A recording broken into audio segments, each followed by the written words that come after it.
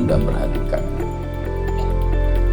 perjalanan Abah 5 tahun terakhir begitu mulus, seolah-olah apa yang kita minta Allah kabulkan.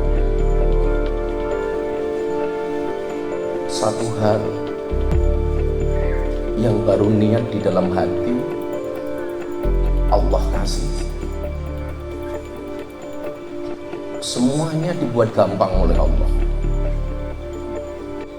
Malam saya berdoa, siang Allah kabulkan. Pagi saya minta, sore Allah kasih. Saat itu kemudian kita berpikir,